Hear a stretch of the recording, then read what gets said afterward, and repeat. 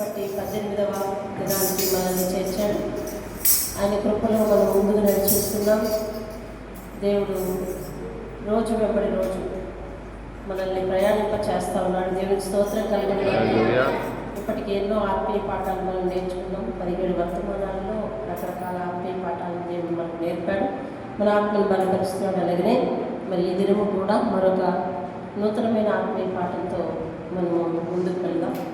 కొన్నిసార్లు తెలిసిన వాక్యమే అనిపిస్తుంటుంది, కానీ ఆ వాక్యంలో నుంచే మనము తెలుసుకోవలసిన అనేక విషయాలు దాగి ఉంటాయి. దేవుని స్తోత్రం. కాబట్టి కొన్నిసార్లు ఈ వర్తమానాల్లో కొంచెం ఆర్డర్ అటు ఇటు అయినప్పటికీ కూడా దేవుడు ఎవరి గురించి ప్రేరేపిస్తాడో వారిని మీ ముందుకు నేను తీసుకుని వస్తున్నాను.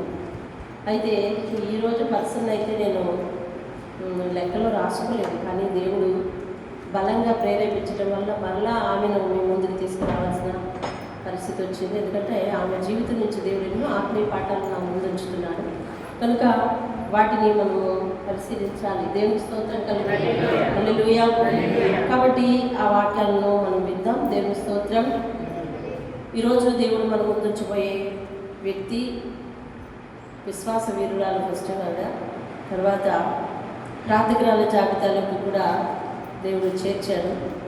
కాబట్టి ఆమె మనకు తెలిసిన ఆమె చాలా చిన్న వృత్తాంతం, చాలా కొంచెం జీవితం, కానీ ఎక్కువ ప్రేరేపణ కలిగిన జీవితం. ఆమె మరి ఎవరు అంటే రూతు అత్తగారు. ఎవరు? నయోమి గురించి మనం నేర్చుకోవాల్సిన పార్ట్ ఏముంటుంది ఎక్కువ అని మనకు అనిపిస్తుంది. కానీ దేవుడు చాలా ఆత్మీయ పాఠాలు నాకు చెప్పగా నేను అవి తీసుకొచ్చి మీకు చెప్పడానికి నేను సిద్ధంగా ఉన్నాను. దేవుని స్తోత్రం కలిగి. రైట్, నయోమి గురించి ధ్యానించాలి అంటే మనం ఎక్కడికి వెళ్ళిపోవాలన్నమాట. ఎక్కడికి వెళ్ళిపోవాలండి? రూతు గ్రంథానికి వెళ్ళిపోవాలి. దేవుని స్తోత్రం కలిగి. రూతు గ్రంథంలో నయోమి ఎలీమెలెకు భార్యగా కనిపిస్తుంది మనకి. ఆమె ఒక గృహిణి, అంతే, ఒక గృహిణి. భర్తతో పాటు భర్త తీసుకున్న నిర్ణయానికి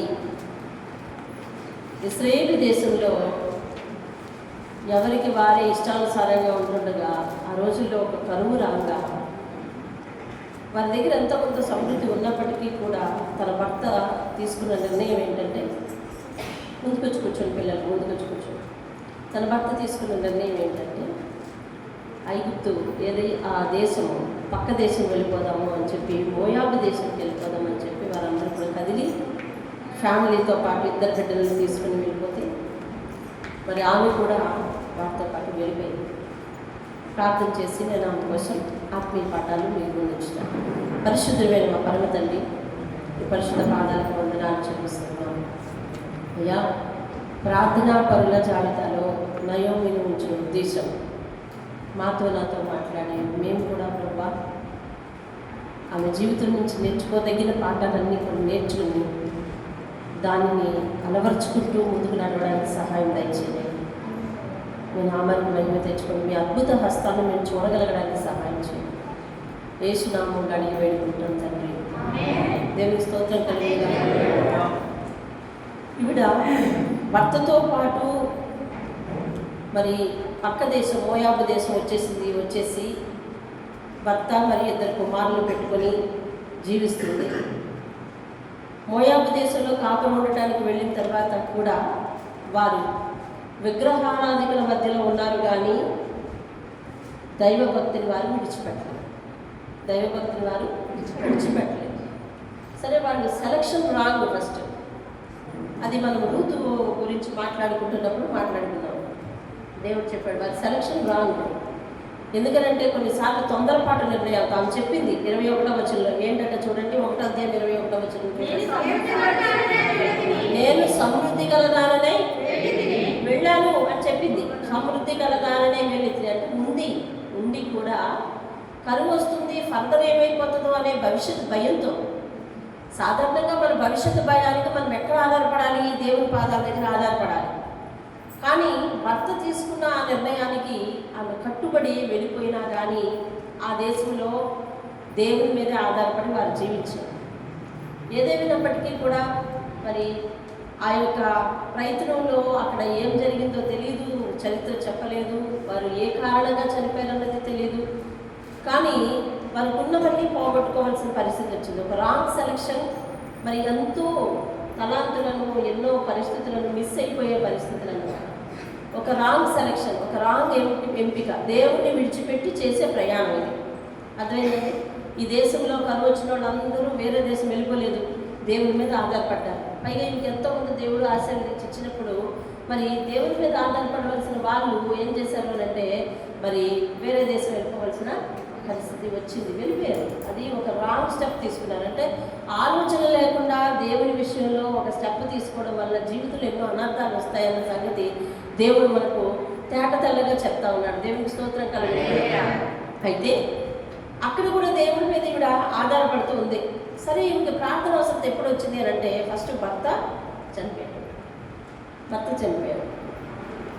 తర్వాత కాలక్రమేణా ఇద్దరు బిడ్డలు కూడా వివాహాలైన తర్వాత చనిపోయారు. ఇప్పుడు ఆమె నష్టపోయి ఉన్న స్త్రీ, భర్తను నష్టపోయింది, ఆధారమయ్యే ఓతకరల ఇద్దరు కొడుకులు కూడా నష్టపోయింది. సాధారణంగా ఇటువంటి బాధలో ఏ రీతిగా స్పందించాలో, నిజమైన విశ్వాసులైతే ఏ రీతిగా స్పందిస్తారో అలాగే ఆమె కూడా స్పందించింది. ఎలాగా? 1వ అధ్యాయం 6వ వచనం చూడండి. వారికి ఆహారం ఇచ్చుటకు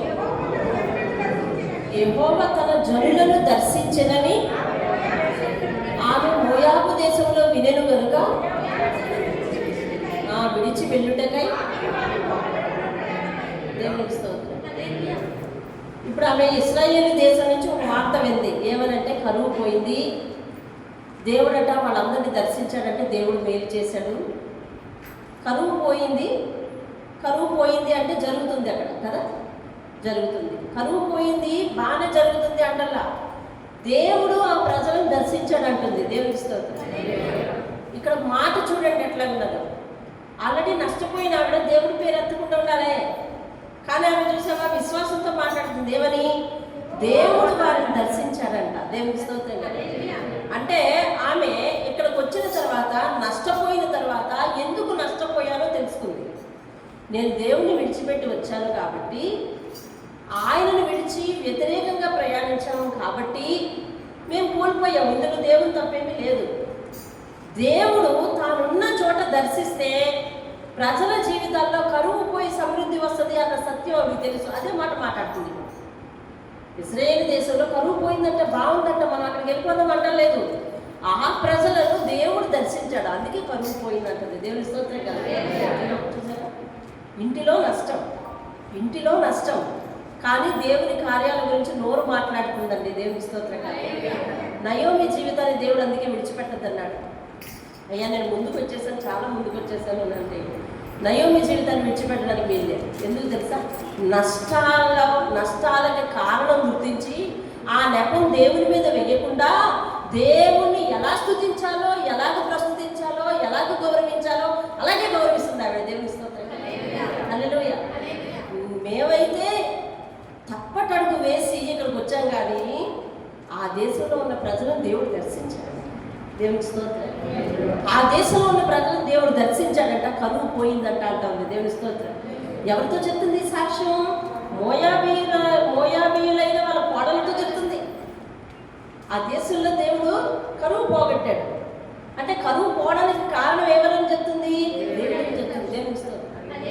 కరువు పోవడానికి కారణం ఎవరు? సమృద్ధి రావడానికి కారణం ఎవరు? ఈ నష్టానికి కారణం ఎవరు? నేనంటుంది.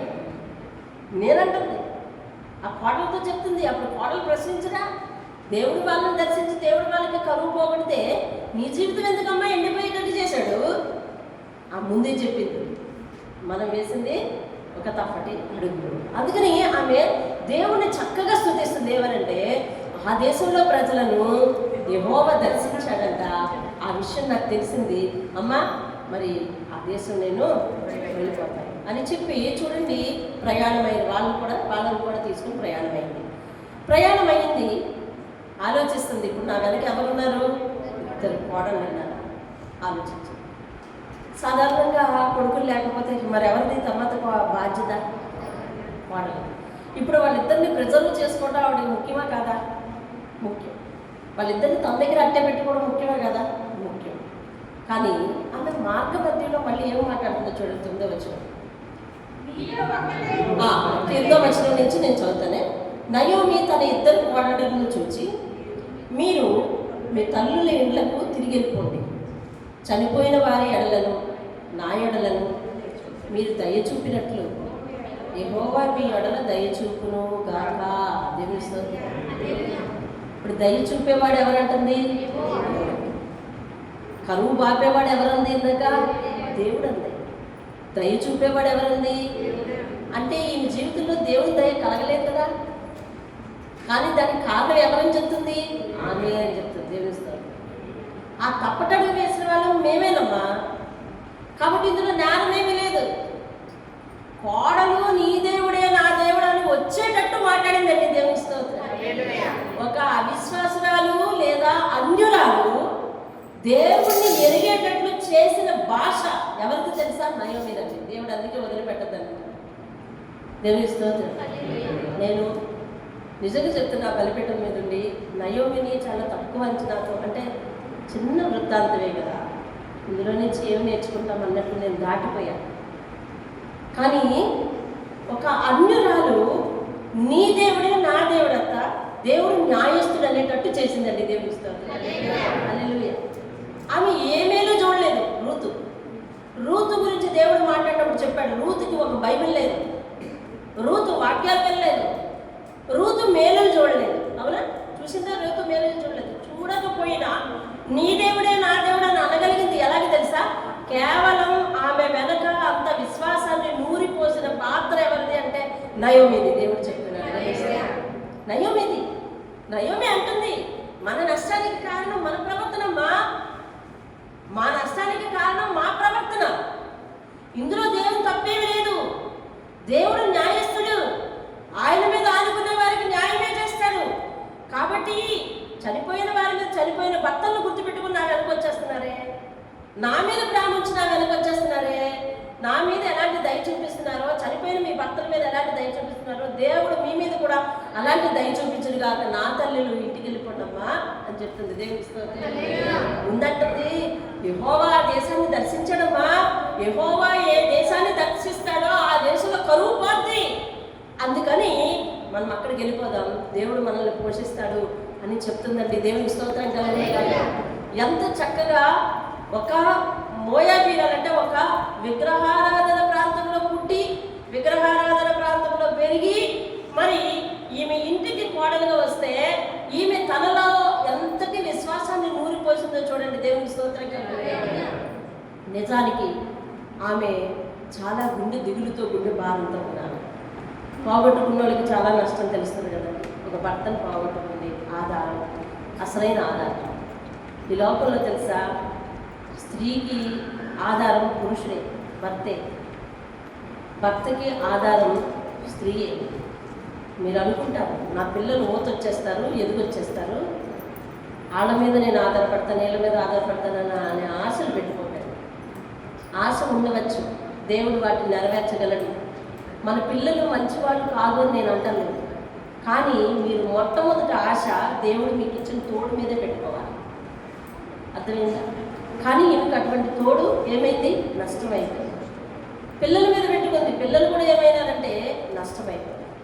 కానీ ఆమె దేవుని గురించి ఒక పాజిటివ్ సెన్స్లో మాట్లాడగలుగుతుంది అని అంటే ఆమె నిజంగా ప్రార్థన పరాలి. దేవుడి వాక్యం చెప్తుంది, ఒక ప్రార్థన పరులు మాత్రమే, దేవునితో ఎల్లవేళలా సహవాసం చేసిన వారు మాత్రమే దేవునిని గణపరచగలరు. దేవుని 1 సమూయేలు గ్రంథం చూడండి, పక్కనే ఉంటుంది, 2వ అధ్యాయం 30వ వచనం లాస్ట్ లైన్ అండి. కావున యెహోవా వాక్కు ఏదనగా,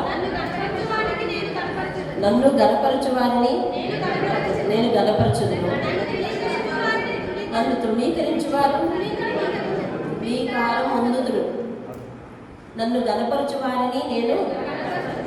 ఇప్పుడు నయోమి జీవితం మళ్ళీ ఎందుకు చిగురించిందో తెలుసా? నయోమి దేవుని గనపరచడం మొదలుపెట్టింది. నయోమి దేవుని గనపరచడం మానలేదు. తన తప్పేంటో తాను తెలుసుకుంది.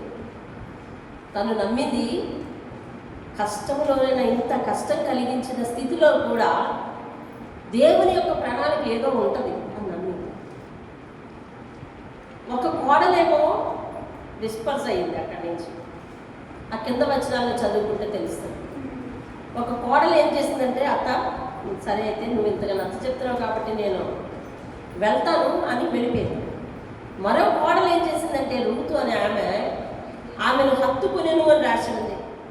అలాగే నా వెంబడి రావద్దని నువ్వు నన్ను బతిమాలవద్దు, నీ దేవుడే నా దేవుడు, నీవు నివసించిన చోటనే నేను నివసిస్తాను, నువ్వు వెళ్ళే చోటకే నేను వస్తాను, నీ జనమే నా జనము, నీ దేవుడే నా దేవుడు అని చెప్పింది. ఎన్నుకుంది, తోడుగా వచ్చింది.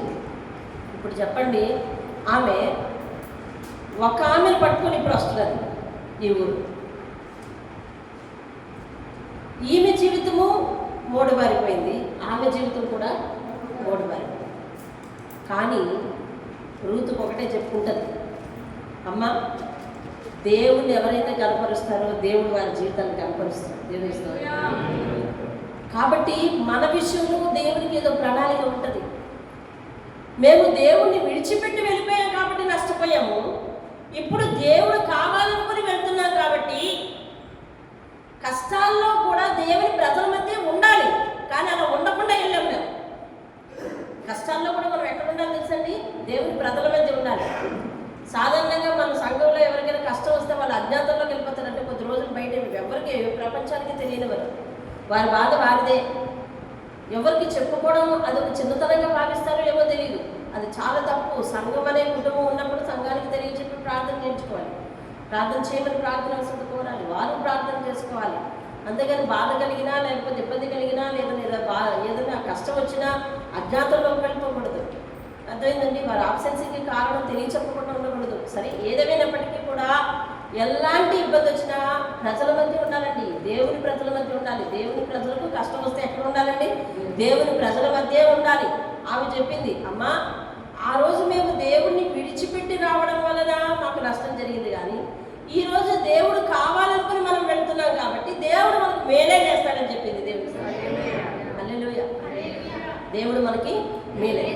అంటే ఈమె అడుగడుగునా దేవుని మీద ఆధారపడుతున్న తీరు, అడుగడుగునా ప్రార్థించి సిద్ధపడుతున్న తీరు, అడుగడుగునా దేవుని గురించి ఒక చక్కని పాజిటివ్గా అంటే ఘనపరిచే విధానంలో మాట్లాడుతున్న తీరు రూతుని బలపరిచిందండి. దేవుని స్తోత్రం. కానీ ఆమె ఒకటే, భవిష్యత్తు ఏమైనా పర్వాలేదు, ఇంటిగా ఒక ముసలావిని పట్టుకొని నేను వెళ్తున్నాను, ఒకవేళ ఆమె కానీ నా మధ్య నుంచి పోతే అనగా చనిపోతే నా పరిస్థితి ఏంటి అని అనుకునే అనుమానం లేకుండా దేవుడు యొక్క విశ్వాసాన్ని ఊరిపోసిందండి ఆమె. దేవుని స్తోత్రం.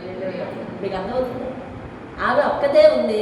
ఆ ఒక్కతే ఏమన్నా అయితే ఈవిడ పరిస్థితి ఏంటి? వేరే దేశంలో, అన్ని దేశంలో, ఇశ్రాయేలు దేశం వారికి అన్ని దేశమే కదా.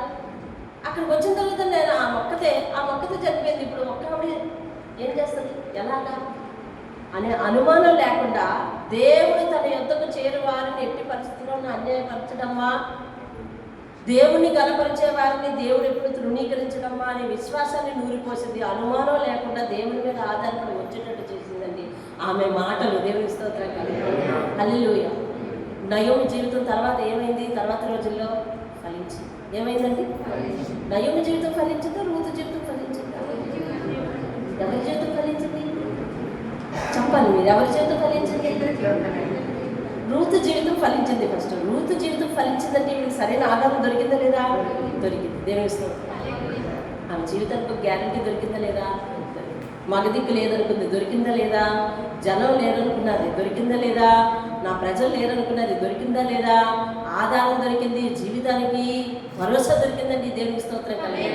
మనుషులుగా మనం చేసే ప్రార్థన దేవుడు తృణీకరించాడు. నయోమి ఆశీర్వదించబడిపోయింది రూతు ద్వారా. రూతు విశ్వాసం ఉంచింది నయోమి ద్వారా. రూతు విశ్వాసం ఉంచింది ఎవరి ద్వారా? గనపరచడానికి వెనకున్న హస్తం ఎవరిది తెలుసా? నయోమిది. నయోమిది నయోమిది వెనకున్న హస్తం నయోమిది రూతు జీవితాన్ని బలపరిచింది తెలుసా? ప్రార్థనా పరులు మాత్రమే ఒక చక్కని గైడెన్స్ ఇవ్వగలండి ఎవరికైనా. ఆమె చెప్పింది దారిలో, అమ్మా ఆగండి,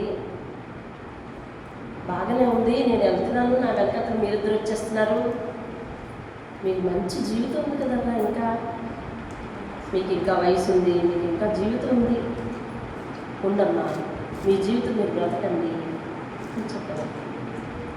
కష్టంలో ఉన్నా కూడా మనం నష్టాలలో ఉన్నా కూడా ఎదుటి వారికి ఏ సలహా ఇవ్వాలో తెలుసా? మంచి సలహా. ఏ సలహా ఇవ్వాలని? మంచి సలహా. ఆమెకు అలాంటి మనసు ఎలా వచ్చింది? ఆమె ప్రార్థికురాలికి దేవునితో సహవాసం చేస్తే నీ లక్షణాలు మారుతాయి, నీ మాట తీరు మారుతుంది, నీ హృదయం మారుతుంది. నష్టాల్లోనైనా దేవుని యొక్క హస్తం చూడగలం. నయోమి నష్టాలలో దేవుని హస్తం చూడగలిగిందండి. ఆయన హస్తం నా కోసం ఏదో పనిచేస్తుంది. దేవునికి స్తోత్రం. ఆయన హస్తం నా కోసం ఏదో పనిచేస్తుంది. ఆయన హస్తము నా జీవితం శూన్యమైంది, కానీ ఈ శూన్యాన్ని నింపగలదు ఆయన హస్తం ఏదో ఉంది అని నమ్మకం ఉంచగలిగిందండి. ఆ మధ్య దారిలో ఆమెకి ఉన్నది ఇద్దరు కోడళ్ళు. వీళ్ళిద్దరూ జాగ్రత్తగా నాకు చూస్తే నా రోజులు గడిచిపోతాయని స్వార్థానికి వాళ్ళిద్దరిని ఉంచాలని అనుకోలేదు.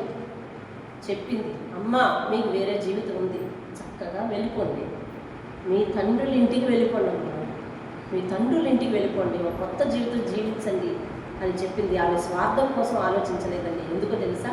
ఆమెకి ఎవరున్నారు తెలుసా? దేవుడు ఉన్నాడు తెలుసా. ఆమె పూర్తిగా దేవుని మీద ఆధారపడే స్త్రీ, నష్టాలైనా కూడా దేవుని కనపరచగలిగిన స్త్రీ, నష్టాల్లో ఉండి కూడా ఆ నష్టాలకి కారణం తప్పు మన ప్రవర్తన కానీ దేవుని యొక్క తీర్పు కాదు అని చెప్పగలిగిందండి ఇతరులకు సాక్ష్యం. హల్లెలూయా. నయోమి ఏం చేయగలిగింది తెలుసా? ఆ నష్టాలకి కారణం మనుషుల యొక్క ప్రవర్తన, అంతేగాని దేవుని యొక్క తీర్పు కాదు. మేము దేవుణ్ణి విడిచిపెట్టి వెళ్ళాం కాబట్టి మేము నష్టపోయామమ్మా. దేవుణ్ణి ఆనుకుని వస్తే దేవుడు గణపరచక తప్పడు, గణపరిచి తీరుతాడు అని చెప్పి విశ్వాసాన్ని నూరిపోసిన అద్భుతమైన విశ్వాస వీరురాలు. అద్భుతమైన విశ్వాస వీరురాలు ఎలా అయిందో తెలుసా? ఆమె కష్టంలో కూడా ప్రార్థిస్తుంది, నష్టపోయినా ప్రార్థిస్తుంది, ధైర్యపరచడానికి ప్రార్థిస్తుంది, అడిగేస్తే ప్రార్థిస్తుంది, నిశ్శబ్దంగా కుమిలిపోతూ కూడా ఆమె ప్రార్థించగలదండి. దేవునికి స్తోత్రం. హల్లెలూయా. ఒక మనసులో బాధ గుండెలు పిండేస్తున్నప్పుడు ప్రత్యేకంగా ప్రార్థన చేయాలని అనిపించకపోవచ్చు కదా. ఇలా ఎవరైనా ఫేస్ చేశారా? ఇలా ఎవరైనా ఫేస్ చేశారా? నేను ఫేస్ చేస్తూ ఉంటాను, ఫేస్ చేశాను కూడా చాలాసార్లు. ఏదో ఒక బాధ గుండెని ఇలాగ పిండేస్తూ ఉంటుందండి. నీళ్ళ నుంచి బట్ట పిండేస్తున్నట్టుగా పిండేస్తా. కానీ మనం ఎదుటి వాళ్ళకి ఎట్లా కనిపిస్తాం తెలుసా? నా బుద్ధి కనిపిస్తుంది. ఇలా అందరూ ఎదురుగుండా నవ్వి ఒక్కసారి లోపలికి వెళ్ళి తలిపేసుకుంటే మన సమస్య వచ్చి మనల్ని నేను ఏమయ్యాననుకున్నావు, నేను ఇక్కడే ఉన్నాను, అప్పుడు మళ్ళీ గుండెంతా భారంగా నిండిపోతుంది. అలాంటి సందర్భాలు ఫేస్ చేసే వాళ్ళకి తెలుస్తుంది. అది నయోమి జీవితం. తాను ప్రత్యేకంగా ఒక మూల కూర్చొని ప్రార్థన చేయలేదు, కానీ అడుగడుగునా ఆయన ప్రార్థించడం ఆనలేదు. అడుగడుగునా ఆమె చేసిన నిశ్శబ్ద ప్రార్థన, కుమిలిపాటు ప్రార్థన, ఆమె ధైర్యం కోల్పోయినా కానీ ధైర్యం చెప్పగల ప్రార్థన, ఆమె ఆధారం కోల్పోయినా నేను ఆధారం కోల్పోయినా పర్వాలేదు, నేను మంచి జీవితాలు ఉండాలి అని ఒక నిస్వార్థపు సలహా ఇవ్వగలిగిన మనస్సు ఆమెకి ఎలా వచ్చిందో తెలుసా? ఆమె చేస్తున్న ఆ ప్రార్థనే దేవుడు నన్ను ఎలాగోలను పోషిస్తాడు. దేవుడు మనల్ని విడిచిపెట్టడు. మన ప్రవర్తన మనకి నష్టాన్ని తీసుకురావచ్చు, కానీ ఆయన తీర్పు కాదు. దేవుడు ఖచ్చితంగా మన జీవితంలో ఆయన ఆశ్రయించి వచ్చిన వారి జీవితంలో, ఆయన ఆనుకున్న వారి జీవితంలో మన జీవితాన్ని ఏదో విధంగా ఆయన నడపగలడు అని చెప్పి ఒక గొప్ప విశ్వాసం ఉంచిన నిశ్శబ్ద ప్రార్థకురాలండి నయోమి. దేవుని స్తోత్రం. హల్లెలూయా. వెంటనే దేవుడు వారి జీవితంలో గొప్ప కార్యం చేశాడు. రూతును సరైన మార్గానికి నడిపించిన తర్వాత ఒక ఊరి పెద్ద వారింటికి మరి బంధువయ్యాడు. నయోమికి పెద్ద భరోసా దొరికింది. దేవుని స్తోత్రం. నయోమికి ఏం దొరికిందండి? పెద్ద భరోసా దొరికింది. దేవుని స్తోత్రం. కానీ నయోమి దేవుని మీద ఆధారపడితే దేవుడు విడిచిపెట్టడం చెప్పింది రూతుకి. జరిగింది ఏంటి? అదే దేవుని దగ్గరికి వచ్చిన వారిని దేవుడు అవమానపరచడు అని చెప్పింది. జరిగింది ఏంటి? అదే దేవుడు మనల్ని కష్టాల్లోనికి నెట్టినట్టు ఉంటుంది, కానీ ఆ కష్టాల్లో కూడా దేవుడు గొప్ప కార్యం చేస్తాడు, మనల్ని ఆశీర్వదించే స్థితికి తీసుకెళ్తాడని చెప్పినట్టుంది రూతుకి. జరిగిందేంటి? అదే రూతు నేను ఎన్నాళ్ళమ్మా ఇలా ఉంటాను, నేను బయటికి వెళ్ళి ఏదో ఒక పనుకులోకి వెళ్తాను అని అంటే చెప్పుంటుంది, ప్రార్థన చేసుకుని వెళ్ళమ్మా. ఆమె ఒక సరైన దారి దగ్గరికి నడిచింది, తిరిగి వచ్చి అత్తకు అన్నీ చెప్పింది. అప్పుడు దేవుడు ఆమెను కనపరుస్తుంది. దేవుని స్తోత్రం కలగాలి. హల్లెలూయా. అదిగో చూడండి, 2వ అధ్యాయం 20 వచ్చిన 2వ అధ్యాయం 20 వచ్చిన నయోమి అంటుంది, ఏమో చెప్పింది తెలుసా రూతు, అమ్మా నేను ఒక పనిలోకి వెళ్ళాను, అతని పేరు బోయేజమ్మా అని చెప్పింది అత్తతో. పైలైన్లో ఉంటుంది బోయేజు, అతని పేరు బోయేజు అని. నయోమి అంటుంది, బ్రతికి ఉన్న వారికి అంటే మనకి, నీ మీద నా మీద, చచ్చిన వారికి అంటే మీ మామయ్య గారి మీద, మీ మగవాళ్ళ మీద ఉపకారము చేయుట మానని ఇతడు యెహోవా చేత ఆశీర్వదింపబడిన కాక. ఆమె నోటి వెంట ఎవరు వస్తున్నారండి మాట్లాడితే? ఎవరండి అంత నష్టాల్లో కూలిపోయి దేవుడి గురించి గొప్పగా పలకగలరు? ఎవరో తెలుసా? ఎవరి తప్పును వాళ్ళు గుర్తించుకున్న వాళ్ళేనండి.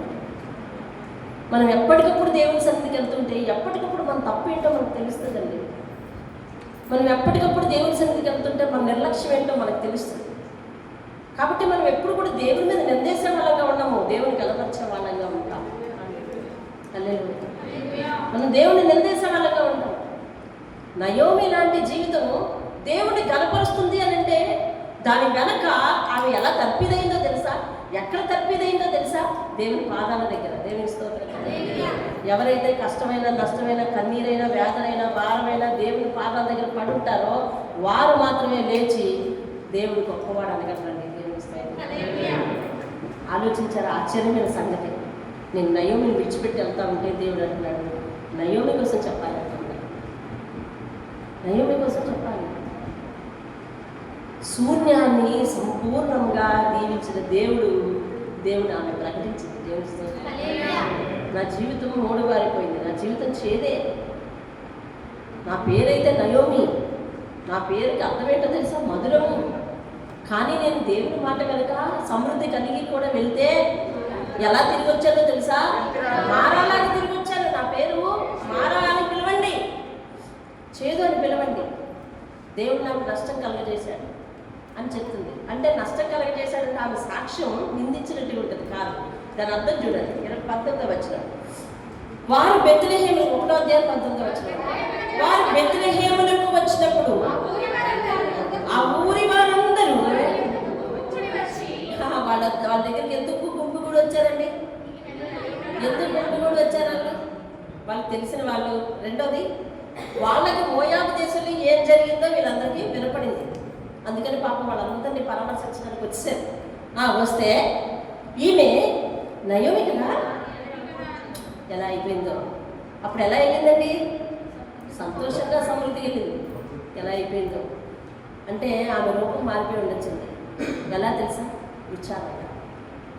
ఎందుకంటే అన్నీ కోల్పోయి వచ్చింది కదా, కొంచెం దిగులుగా, విచారంగా, బలహీనంగా వచ్చి ఈమె నయోమి కదా, అయ్యో అలా అయిపోయింది అంటున్నారు. ఆమె అంది అప్పుడు, సర్వశక్తుడు నాకు చాలా దుఃఖము కలిగజేశాను కనుక నన్ను నయోమి అనద్దు. నయోమి అంటే కింద అర్థం ఉంది, మధురము.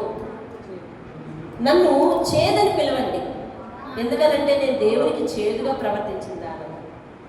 ఆమె సాక్ష్యం ఇస్తుంది. ఆమె మాట అలా ఉంది, కానీ ఆమె ఒక అన్యురాలి విశ్వాసరాలిగా మార్చిన మాటలు అవి. కానీ ఇప్పుడు ఆమె అందరి మధ్య సాక్ష్యం పలుకుతుంది. ఎట్లాగంటే, నేను సమృద్ధి గల దానినే వెళ్ళుతుంది, యెహోవా నన్ను వ్యక్తిగాలుగా తిరిగి రాజేశాను. సమృద్ధి కలిగి ఎక్కడికి వెళ్ళింది? మోయాబు దేశమే సమృద్ధి కలిగి ఎక్కడికి వెళ్ళింది, ఎటువైపు వెళ్ళింది? దేవునికి వ్యతిరేకంగా వెళ్ళింది. ఆమె వచ్చి సాక్ష్యం చెప్తుంది ఎక్కడ? దేవుని ప్రజల మధ్య. మీరు గ్రహించాలి, నయోమి గురించి దేవుడు వదిలిపెట్టద్దన్నది ఎందుకు అనంటే, నయోమి తిరిగి వచ్చి సాక్ష్యం చెప్తుంది. ఏమని తెలుసా? సర్వశక్తుడు నాకు దుఃఖం కలగజేశాడు. ఇది సాక్ష్యం మేలైనట్టుగానే అవతల వాళ్ళ విశ్వాసం కలిగించేటట్టుగా ఉందా? అవతల వాళ్ళ విశ్వాసాన్ని కలిగించిపోయేటట్టుంది కదా. ఆమె చెప్తుంది, ఎవరి మధ్య చెప్తుందండి? వచ్చి దేవుని ప్రజల మధ్య చెప్తుంది. ఏమని చెప్తుందో తెలుసా? సర్వశక్తుడు నాకు దుఃఖం కలగజేశాడు. రెండవది, నేను సమృద్ధి కలదానని వెళ్ళాను. ఎలా వచ్చాను? భక్తురాలిగా వచ్చాను. ఇంకా మీరు నన్ను నయోమి అని ఎందుకు పిలుస్తారు? యెహోవా నా మీద విరుద్ధముగా సాక్ష్యం పలికాడు, సర్వశక్తుడు నన్ను బాధపరిచాడని వార్త చెప్పింది. దేవుని స్తోత్రం కదా. ఈమె దేవుని పొగుడుతుందా, లేకపోతే అమ్మగారు దేవుని పొగుడుతుందా, లేకపోతే దేవుని కోసం నెగిటివ్గా సాక్ష్యం ఇస్తుందా? నెగిటివ్గా సాక్ష్యం ఇస్తున్నట్టు ఉంది ఆమె మాటలు. కానీ ఆమె చెప్పే మాటలే అర్థం వినండి. పరిశుద్ధాత్మ చెప్తాడు. ఏమని తెలుసా? దేవునికి వ్యతిరేకంగా సమృద్ధి కలిగి వెళ్ళాను నేను, అందుకని ఖాళీగా తిరిగి వచ్చానయ్యా. మీరెవరు కూడా దేవుడిని విడిచిపెట్టాలని వెళ్ళగలరు చెప్తుంది. దేవుణ్ణి విడిచిపెట్టి నేను సమృద్ధిగా వెళ్ళాను. దేవుడి దగ్గరికి ఖాళీగా వచ్చాను. నేను దేవుణ్ణి విడిచిపెట్టి వెళ్ళినందుకు నాకు దుఃఖం కలిగింది. నేను దేవుణ్ణి విడిచిపెట్టి వెళ్ళినందుకు నాకు బాధ కలిగింది. అవి కలగజేయబట్టే నేను తిరిగి దేవుడి దగ్గరికి వచ్చాను. అది ఆమె సాక్ష్యం సారాంశం. ఆమె సాక్ష్యం సారాంశం జాగ్రత్తగా అర్థం చేశాను. నయోమి ప్రార్థన పర్రాలు, విశ్వాసవేత్తలు, ఒక అన్యురాలిని దేవుని భక్తులుగా మార్చినారు. ఆమె మాటల వల్ల ఒక మోడుబారిన జీవితం దేవుని నమ్మి దేవుని ఆశ్రయించి ఫలించేసి రక్షకుని వంశంలో ఒక పూర్వీకురాలుగా మారిపోయింది. దేవుని స్తోత్రం. అలాంటి ఆమె దేవుని విరుద్ధంగా మాట్లాడలా. ఇప్పుడు ఆమె చెప్తుంది, నేను మధురంగా ఉండేదాన్ని ఇక్కడ, నేను దేవునికి వ్యతిరేకంగా ప్రయాణం చెల్లాను కాబట్టి మీరు నన్ను మధురము అని ఎలా పిలుస్తారు? చేదని పిలవండి. నేను దేవునికి చేదయ్యా, నేనయ్యాను చేదు. నేను చేసుకున్న ప్రయాణమే సమృద్ధిగా వెళ్ళిన దాన్ని వ్యక్తులుగా తిరిగి వచ్చింది. నేను చేసుకున్న ఎంపికే నా బాధకు కారణమైంది. యెహోవా నన్ను బాధపరచబట్టి, యెహోవా నన్ను దుఃఖపరచబట్టి నేను తిరిగి మళ్ళీ ఆయన పాదాల దగ్గరకు వచ్చేసాను. ఇప్పుడు ఆయన ఆశీర్వదిస్తాడు. జీవిస్తాడు. హల్లెలూయా. అక్కడ ఆ మాట ఆమె నెగిటివ్గా మాట్లాడలేదు. ఇశ్రాయేలీల మధ్య ఒక పాఠంగా చెప్తుంది. ఏమన్నా తెలుసా? అయ్యా, ఉన్నదాంతో తృప్తి పొందండి,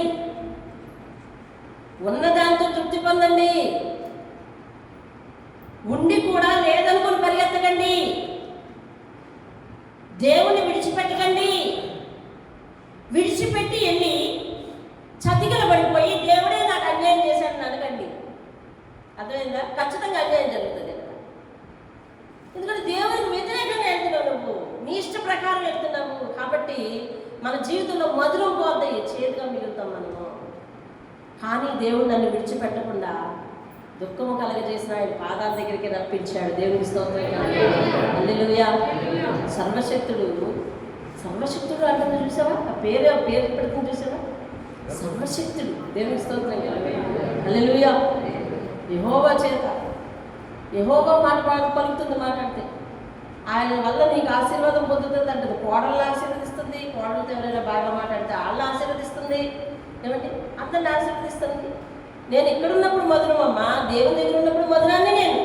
కానీ ఇప్పుడు నేను మధురాన్ని కాదు, నేను చేదుని అని చెప్తుంది. తప్పు తన మీద వేసుకుంటుంది, తప్పు తనదని ఒప్పుకుంటుంది. నా నష్టానికి కారణం నేనే కానీ దేవుడు కాదంటుంది.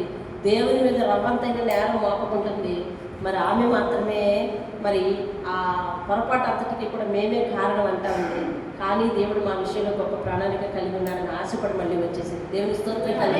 హల్లెలూయా.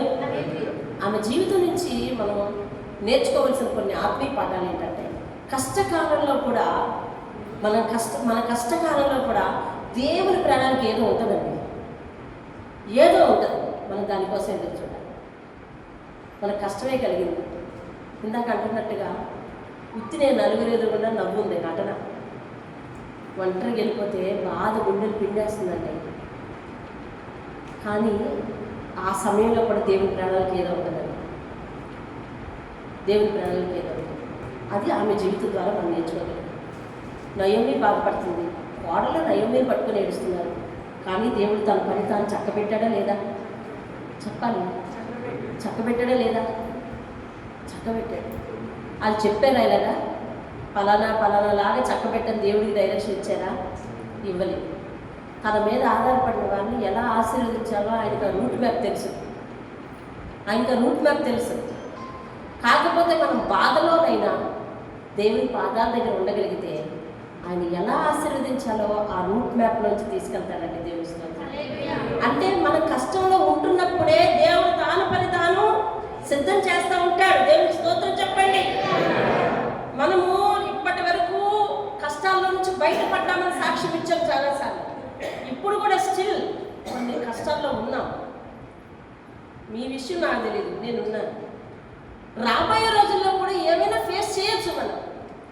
వాటన్నిటిలో కూడా గత కాలంలో బయట పెట్టిన దేవుడు ఎలా బయట పెట్టాడో, నేను కష్టంలో ఉంటుండగానే నాకు ఏర్పాటు చేశాడు. మీరు కష్టంలో ఉంటుండగానే మీకు కావాల్సిన సౌకర్యాన్ని ఏర్పాటు చేశాడు. అలాగే రానున్న రోజుల్లో కూడా దేవుని ఏర్పాటు అదే. మన కష్టంలో ఉంటున్నప్పుడు మనం విచారంతో, దుఃఖంతో, బాధతో ఉంటాం. కానీ దేవుని పని ఆయన అరేంజ్ చేయడం మాత్రం జరుగుతూనే ఉంటుంది. దేవుని స్తోత్రం. అందుకని ఏం చేయాలి తెలుసా? మనం ప్రార్థన చేయడం మానకూడదు. ఎందుకంటే దేవుని పని మానట్లేదు, నేను రెడీ చేస్తాను. నువ్వు ప్రార్థన చేయడం మానకూడదు. దేవుని స్తోత్రం కలిగి ఆమె గురించి తెలుసుకోవాల్సిన, ఆమె జీవితం నుంచి మనం నేర్చుకోవాల్సిన దేవుడు మనకు ఆత్మీయ పాఠం ఏంటంటే, దేవుడు ఎలాంటి ఖాళీనైనా నింపగలండి. అసలు ఆ జీవితం రిపేర్ చేయదగినవా చెప్పాలి మీరు? అసలు వాళ్ళ జీవితాలు రిపేర్ చేయదగినవా? నయోమికి అంతటి భరోసా వస్తుందా? ఇప్పుడు నయోమి ఎలా పడుతుందో తెలుసా? నువ్వే చేసుకో. ఏమా రూతుని తన్నం పెట్టింది, నేను ఊహిస్తే కానీ రూతుని తన్నం పెట్టింది చాలా తల్లి ఈ పూటకి చాలు, దేవా నీ స్తోత్రం, నాకు ఇది చాలు అంటుంది. రూతు ఒబేదోదుని కనిచ్చింది, అవును కదా? ఆ బిడ్డను ఎత్తుకొని, నిజంగా అవన్నీ రాయబడలేదండి, నేను ఉండి ఊహించుకుంటాను దేవుని కార్యాలు. అలా ఊహించుకుంటాను. నిజంగా నయోమి చేతిలో బిడ్డ పడ్డప్పుడు, బిడ్డ చేతిలో పెట్టినప్పుడు నయోమి ఎంత దేవుని స్థుతించుంటుందో. అయ్యా, నా చేతులు చంటి పిల్లలు ఎత్తుకునే చేతులేనా? నా బ్రతుకుకి అలాంటి అవకాశం ఉందా? కానీ నాకు ఎంతటి భాగ్యాన్ని ఇచ్చాడు. దేవుణ్ణి పొగడాలి అనే మనసు ఉండాలి. ఆ మనసు ఎవరికి వస్తుందంటే, ఆయనతో నిరంతరము కూర్చుని ప్రార్థన చేసేవారికి వస్తుంది. ఆయనతో నిరంతరము ప్రార్థనలో వెంబడించే వాళ్ళకే వస్తుంది ఆ మనసు. పొగడాలనే మనసు వస్తుందండి, ఆయన గుర్తించాలనే మనసు వస్తుంది, ఆయన గణపరచాలనే మనసు వస్తుందండి. అయ్యా, ఏ చేతులు ఎవరిని ఎత్తుకున్నాయి? నా చేతులు పసిబిడ్డను ఎత్తుకునే చేతులే. కనీసం నయోమి అదే స్థితిలో ఉండిపోతే ఎవరైనా పసిబిడ్డను ఎత్తుకోమని ఇస్తారండి ఆవిడకి? ఇస్తారా? మీరు ఇస్తారా? ఎవరైనా మీరు ఇస్తారా? ఎవరైనా చెప్పండి నాకు. లాలక్ష్మి, సతీష్ వాళ్ళకి పిల్లలు పుట్టారనుకో, ఇస్తావా ఎవరికైనా? నయోమి లాంటి వాళ్ళకి ఇస్తాం. మనం మారాము కదా, మారలేదా? మనం మారామా లేదా? మన ఇళ్ళల్లో, మన సంఘంలో గృహప్రవేశాలు జరిగితే ఏం చేస్తున్నామండి? న్యూ ఇయర్ రోజు కేక్ ఎలా కోస్తున్నామండి? ముందు ఎవరు ఉండాలా? వాళ్ళే ఉండాలి. దేవుని స్తోత్రాలు. నయోమి ప్రార్థన కాదా రూతుని బ్రతికించింది? నయోమి ప్రార్థన కాదా రూతుని దీవించింది? వాళ్ళది ప్రార్థన, వాళ్ళ చేతులు పనికిరావా? కుదరదు. దేవుని స్తోత్రాలు. వాళ్ళ చేతులు ఉండాలి, ఉండి తీరాలి. అర్థమైందా? నేను ఉండలేకపోయినా సంఘంలో అదే పద్ధతి అవలంబించండి. అర్థమవుతుందా? వాళ్ళ ప్రార్థన అండి. నువ్వు ఫలించాలని కోరుకుంటుంది, నువ్వు బాగుండాలని కోరుకునేది వాళ్ళ ప్రార్థన. వాళ్ళ జీవితం నీకు మూడలో కనిపిస్తుందా? వాళ్ళు కూర్చొని ప్రార్థన చేయబట్టే నీ జీవితం ఎలా ఉంది. వచ్చిరాని ప్రార్థన చేస్తారు కాబట్టి అలా ఉంది నీ జీవితం. మనం చేసేసే ప్రార్థన కాదు, వాళ్ళు చేస్తున్నారు కాబట్టే ప్రార్థన. దేవుని స్తోత్రం హల్లెలూయా. కాబట్టి నయోమి పాపం తనంతా తను బాధపడింది. అయ్యా నా బిడ్డ అని హత్తుకోవడానికి నాకెవరు ఉన్నారయ్యా, ఇప్పటికి నువ్వు ఇచ్చావు నాకు. ఎంత గొప్ప సాక్ష్యం అండి. నయోమిని వదిలిపెడదాం అనుకున్నాను పాపిని నేను నిజంగా. నా బిడ్డ నా మనవడని హత్తుకోవడానికి నాకు ఎక్కడ అవకాశం? ఎవరిచ్చినా ఎత్తుకొని ఇచ్చి అమ్మ అంటారు కానీ నా దగ్గర ఎవరు ఉంచుతారయ్యా? ఇప్పుడు ఆ బిడ్డడికి అన్ని పనులు నేనే చేస్తున్నాను, అన్ని పనులు నేనే చూస్తున్నాను. అబ్బా ఎలాంటి బ్రతుకుకి ఎలాంటి జీవితం ఇచ్చావయ్యా అని ఆయన పాదాల దగ్గర పడిపోయి ఉంటుందండి. అసలు నయోమి బిడ్డ నవ్వుని చూసిన ప్రతిసారి కూడా, సాధారణంగా హాస్పిటల్ నవ్వితే ఎంత దుఃఖంలో ఉన్నామైనా మనం నవ్వుతాం కదండి. ఆ బిడ్డ నవ్వుని చూసిన ప్రతిసారి కూడా నన్ను ఇలా నవ్విస్తున్నావా ప్రభువా, నేను దుఃఖంతో ఉండవలసిన దానిని కదా, ప్రతి నిమిషం ఇలా నవ్విస్తావా నన్ను అని స్తుతులు చెల్లించకుండా ఉండి ఉంటుందంటారా? చెప్పలే. బైబిల్లో ఏమీ రాయలేదు కదా ఆపంటారా చూసేవాళ్ళు ఎవరైనా? దేవుడు అన్నీ రాయించలేదు. యెహోవా నిన్ను ఆశీర్వదించుడుగా కానీ పలికి ఆవిడ ఎలా పలుకుతుంది? నష్టంలో అన్నీ కోల్పోయిన తర్వాత పలుకుతున్న ఆమె ఎంత మేలు జరిగితే దేవుని స్తుతించుకుని ఉంటుందా? ఉండనే ఉండదండి. మనసుంటే చాలా అర్థం చేసుకోవడానికి, రాస్తే అంత దేవుడు రాయకపోతే అంత పరిశుద్ధాత్మ చెప్తున్న సంగతులు కదా అవన్నీ. నష్టంలో దేవుని స్తుతించిన ఆవిడ దేవుడే తనకి తన ఉడికి ఒక బహుమతి ఇస్తే, నీదమ్మా అని బహుమతి ఇస్తే, రూతు ఆ బిడ్డని అధికారికంగా నయోమికి అప్పచెప్తుంది. ఎవరినైనా ఎత్తుకోలేస్తుందండి? నయోమికి అప్పచెప్తుంది. బాగోగులన్నీ ఎవరిని చూసుకోమంటుంది? అత్త నువ్వు చూసుకో, నేను పనిలో ఉన్నాను అంటదా? అందా అండి? నువ్వు చూసుకొని వాడుకో, నువ్వేం పని చేయక్కర్లేదు, నేను చేసుకుంటాను అంటదా లేదా? ఎంతటి భాగ్యం ఇచ్చావయ్యా ఈ బతుకి అని రూతు ఆ బిడ్డను చూసి ఎంత మురిసిపోయి ఉంటుందో, నవ్విన ప్రతిసారి ఎంత నవ్వుకొని ఉంటుందో.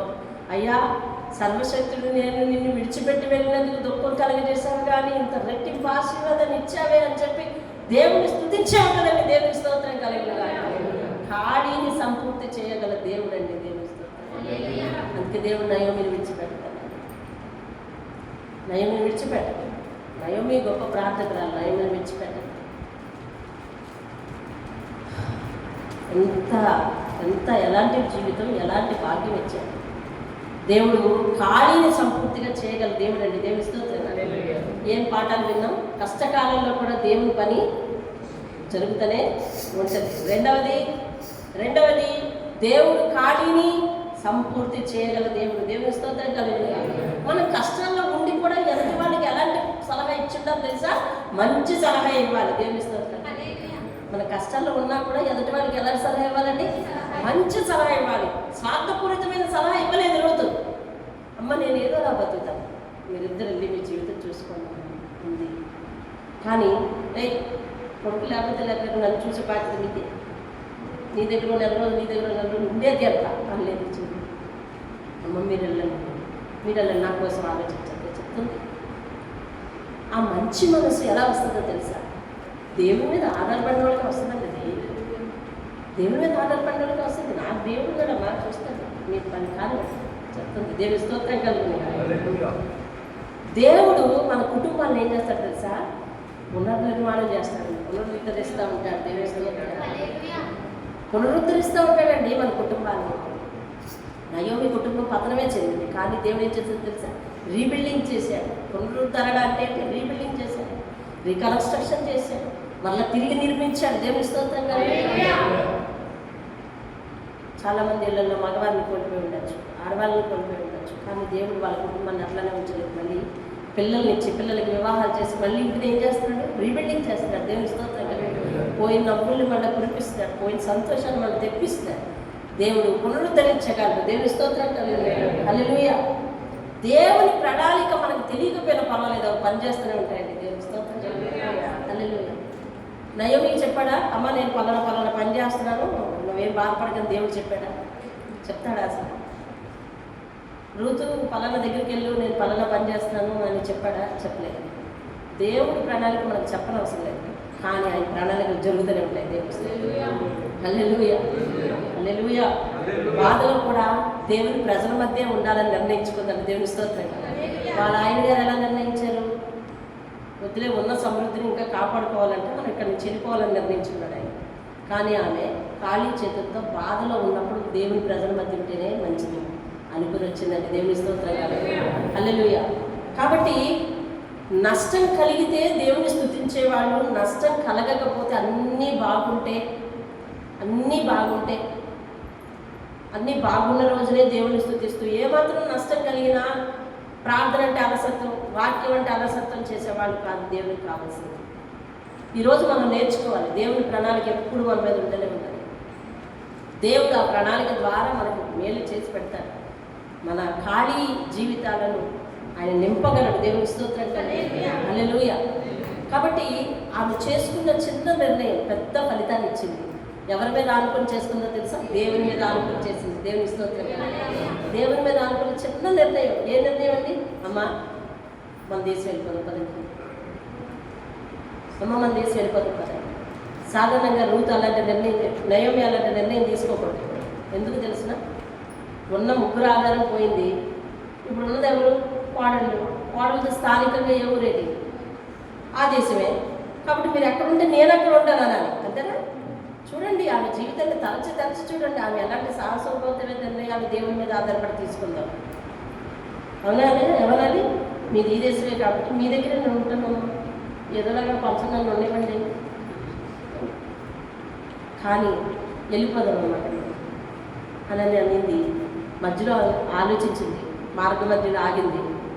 అవును వెళ్ళిపోదామని మా ఊరికి తీసుకెళ్ళిపోతాను నేను, ఇలా మంచి జీవితం ఉంది కదా అని ఆలోచించి మళ్ళీ వాళ్ళ ఆలోచన అలాగే చెప్పింది.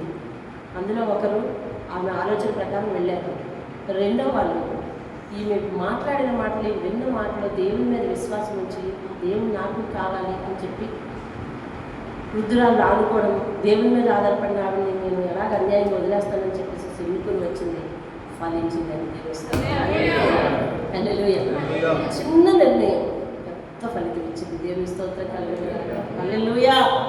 కాబట్టి మనము ప్రార్థన ఒక్కటి కాదు, ప్రార్థనతో పాటు విశ్వాసంతో పాటు చర్య అవి కూడా కలపాలండి.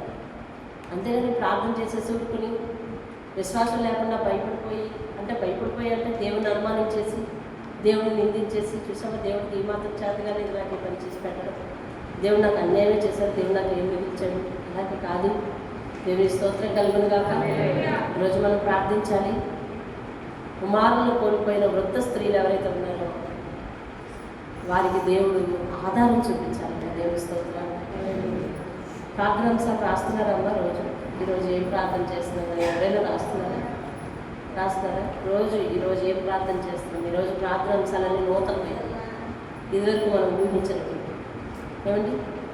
కాబట్టి ఈరోజు ప్రార్థనాంశం ఏంటంటే, కుమారులను ఆధారాలను కోల్పోయిన వృద్ధ స్త్రీలు వారికి దేవుడు బ్రతుకు తెరువు చూపించాలని, పోషణ కల్పించాలని, ఏమండి వాళ్ళు అన్యాయంగా రోడ్డును పడకూడదని ప్రార్థించాలి. లేచి ప్రార్థన. దేవుని స్తోత్రం కలుగును గాక. దేవుడు నయోమి జీవితం ద్వారా మన జీవితంలో ఎన్నో విశ్వాసపు జల్లులు, ఆత్మీయ పాఠాలు కురిపించాడు. ఆయన నామానికి స్తోత్రం కలుగును గాక. హల్లెలూయా. ప్రార్థిద్దాం. స్తోత్రం నాయనా, స్తోత్రం. నీ పైన విశ్వాసం ఉంచిన ఒక నాయనా తండ్రి వృద్ధ స్త్రీ నయోమి దేవా, అన్నీ కోల్పోయిన స్థితి ప్రభువా, స్తోత్రం నాయనా, స్తోత్రం. నీ మీద ఆధారపడిన ఒక వృద్ధ స్త్రీ అన్నీ కోల్పోయింది అయ్యా తండ్రి. నీకు విరోధంగా నడిచి అన్నీ కోల్పోయారు అయినా. అటువంటి పరిస్థితిలో ఎంతమంది అయితే ఉన్నారో అయ్యా తండ్రి, నాడు తల్లిదండ్రులు భారమని వృద్ధాశ్రమాలలో, అయ్యా రోడ్డు మీద విడిచిపెడుతున్న సంగతులు ఎన్నో చూస్తున్నాం. అయ్యా తండ్రి నాయన, ప్రతి ఒక్క జీవిని పోషించే పోషకుడు ఉన్నాయి, సర్వజీవుల పోషకుడు అయ్యా. అలాంటి వారిని ఆదరించండి అయ్యా. వారు నాయన నీ మీద విశ్వాసం ఉంచి నిన్ను అడిగిన మీదట వారికి ఒక ఆధారం దయచే బాబు. అయ్యా తండ్రి నాయన, అటువంటి వారు ఎక్కడున్నారో, వారు రేపటి కొరకు నాయన ఎదురు చూస్తూ బెంగపడుతున్నారేమో, ఆకలితో అనుభవిస్తున్నారేమో బాబు. అయ్యా తండ్రి నాయన, ఎవ్వరు తోడు లేక ఏదో ఒక పచ్చని ఉన్నారేమో. అయ్యా తండ్రి నాయన, సౌకర్యాలు లేని చోట దోమల మధ్యలో నాయన చీకటి, అయ్యా తండ్రి నాయన ఎక్కువ మంచాలలో బాబు. అయ్యా తండ్రి శుభ్రత లేని పరిస్థితులలో నాయన ఎంతోమంది వృద్ధులు కదా బాబు, ప్రాణంతో మన ప్రాణంతో నాయన తండ్రి నాయన చివరి మాటలు ఎవరితో చెప్దామన్నా లేక, అయ్యా ప్రాణం పోయేటప్పుడు భయం వేసి కూడా నాయన ఎవరితోనూ మాట్లాడదామని కూడా లేక, అయ్యా ఎలాంటి జీవితాల్లోనైనా ఎంతమంది ఉన్నారో బాబు. కొంతమంది అయితే ప్రభా నా కొడుకులు నాకున్నారు, నా కూతురు నాకున్నారని ఆధారపడుతూ బాబు అమాంతంగా పరిస్థితులు మారిపోయేసరికి నాయన వేదనతో నిండిపోయిన హృదయాలు కలిగిన వారు ఎంతమంది ఉన్నారో బాబు. వారు ఉంటే మమ్మల్ని ముగ్గుల్లో పెట్టి చూసుకుందరు అని అనుకున్న వాళ్ళు కోల్పోయి ఎంతమంది ఉన్నారో బాబు. అబ్బా, ఎన్ని రకాల బాధలు, ఎన్ని రకాల ఇబ్బందులు ఇరుకులు కదా బాబు తండ్రి. అటు వారినందరినీ రాత్రి ప్రార్థిస్తున్నాం, పోషించండి అయ్యా, కడుపు నింపండి అయ్యా. అయ్యా నిలువుని ఏడిపించండి అయ్యా దేవా. అయ్యా తండ్రి నాయన, వారు శరీరం కప్పుకోవడానికి వస్త్రాలు ఇప్పించయ్యా బాబు తండ్రి నాయన. కనీస అవసరాలు కల్పించు దేవానికి స్తోత్రం. ఇదే బాధతో దిగులుతో లేవలేని పరిస్థితులు, శారీరకంగా వయస్సును బట్టి వచ్చే అనారోగ్యాలు అన్నీ తోడై వారు కృంగిపోతున్న వేళ పాపం తండ్రి, వారి హృదయాలకు నాయన తండ్రి ఊరట కల్పించు దేవానికి స్తోత్రం. నయోమి ప్రభా తండ్రి కృంగిపోతున్న సమయంలో నాయన ధైర్యం తెచ్చుకుని నీ మీద ఆధారపడింది. వారి తప్పును వారు ఎరిగి ప్రభా తండ్రి నాయన నీ మీద ఆధారపడి, అయ్యా తండ్రి బలంగా యెహోవా నాకు మేలు చేయని, యెహోవా వారిని దర్శించాడు, నన్ను దర్శిస్తాడని ఆయన ఆశ పెట్టుకుంది బాబు. ఆశ పెట్టుకున్న ప్రాణాన్ని తృప్తిపరిచాము. నీ నోటితో ప్రభా తండ్రి వారి నోటితో నష్టాల్లో ఉండి కూడా నిన్ను గనపరిచే హృదయాలను చూసి గనపరిచావు దేవానికి సహాయం చేయి. ఇప్పుడున్న మేము కూడా ప్రభు రాబోయే రోజుల్లో వృద్ధులమే అయ్యా, మా జీవితాలు ఎట్లుంటాయో మాకు తెలియదు బాబు. అయ్యా తండ్రి నాయన అటువంటి పరిస్థితులు నాయన తండ్రి నీ చేతులకు అప్పగించుకుంటున్నాం ఇప్పటి నుంచి. అయ్యా తండ్రి ఇప్పుడున్న వృద్ధులను జ్ఞాపకం చేసుకోండి. వారికి శారీరక పరిస్థితుల వల్ల వయసును బట్టి వచ్చే ప్రతి బలహీనతల నుంచి వారిని లేపి నడిపించయ్యా. దయచేసి ప్రభా అందరికంటే గొప్పవారమని కాదు కానీ కేవలం నిన్ను ప్రార్థిస్తున్నాం, నీ సన్నిధిలో అడుగుతున్నాం కనుక ప్రభా వారి పని వారు చేసుకునే భాగ్యం ఇవ్వయ్యా తండ్రి. వారిని నాయన తండ్రి ఒక నలుగురు మోయవలసి వచ్చే పరిస్థితి రానికుండా కాపాడయ్యా. స్తోత్రాలు చెల్లిస్తున్నాం ప్రభా. ఇతరులకు నాయన విసుగు పుట్టించే స్థితిలో నాయన వారిని ఉంచద్దు తండ్రి. ఇతరులకు అసహ్యత పుట్టించే స్థితిలో వారిని ఉంచద్దు నాయన. నీ పాదాలు పట్టుకొని బ్రతిమాలుకుంటున్నాను తండ్రి, నీకు స్తోత్రం. నన్ను గ్రహించండి, దీవించండి నాయన. నయోమి జీవితం ద్వారా మాకు నేర్పిన అనేక ఆత్మీయ పాఠాలను బట్టి వందనాలు. కష్టకాలంలో కూడా దేవుడు మన కొరకు పనిచేస్తూనే ఉంటాడని, ఖాళీ జీవితాలను ఆయన సంపూర్ణంగా నింపగలడని, పరిస్థితులు బాగోనప్పుడు కూడా మనం ఎదుటి వారికి మంచి సలహాలే ఇవ్వాలని, అయ్యా తండ్రి నాయన దేవుడు ప్రణాళిక మనకు చెప్పనవసరం లేదు కానీ ఆయన ప్రణాళికను మా విషయంలో సంపూర్ణం చేస్తాడని ప్రభు గొప్ప ఆత్మీయ పాఠాలు సహాయం చేసేది. అవన్నీ మా జీవితాల్లో ఫలింప చేసుకున్నామా. మాకు ఉన్నటువంటి గుణగణాలు దయచేవారు. గొప్ప ప్రార్థన పనులను మాకు పరిచయం చేస్తూ దీవించి ఆశీర్వించి మహిమ పొందమని ఇదేనా నాయన ప్రార్థన అంశాలను, ఇదేనా నాయన ప్రార్థన కార్యక్రమం దీవించినందుకు స్తోత్రాలయ్యా. నాయన నీకు వందనాలు చెల్లిస్తున్న నయోమి ఎంతగా సంతోషపడిందో, నిన్ను ఎంతగా గనపరిచిందో అవన్నీ కూడా పరిశుద్ధాత్మను మాకు తెలియజేసినందుకు స్తోత్రాలయ్యా.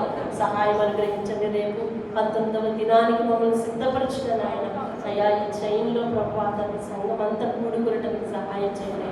మధురమైన సమయాలు వారు పోగొట్టుకుంటారు దేవా. అయ్యా నీకు వ్యతిరేకంగా ప్రయాణిస్తున్నారో, వారి పనులు ఏమై ఉన్నాయో, వారి పరిస్థితులు ఏమై ఉన్నాయో నాయన, అయ్యా తండ్రి మారావట్టి పరిస్థితులు మధురంగా మార్చుకోవడానికి నీ సన్నిధికి రావడానికి సహాయం చేయండి. అయ్యా నయోమి మారా అయిపోయిన తర్వాత దేవుని సన్నిధికి వచ్చింది, దేవుని ప్రజల మధ్యకి వచ్చింది, మధురంగా మరలా మార్చిన సహాయం చేయండి, దీవించి ఆశీర్వదించండి. యేసయ్య అతి శ్రేష్టమైన నామంలో బ్రతిమాలుకుని వేడుకుంటున్నాను తండ్రి. ఆమేన్, ఆమేన్. యేసు రక్తమే జయము, శిలువ రక్తమే జయము. ప్రభు యేసు నామమే సంపూర్ణ విజయము కలుగును గాక. అపవాది క్రియలకు తండ్రి అయిన దేవుని ప్రేమ, కుమారుడైన యేసుక్రీస్తు వారి యొక్క కృప, పరిశుద్ధాత్మ కారణమైన సహవాసం సదా మనం ప్రార్థించిన అంశానికి సంబంధించిన వారిని అందరినీ, అలాగే సంఘంలో వృద్ధులకు మనకు సదా తోడే నడిపించును గాక. ఆమేన్.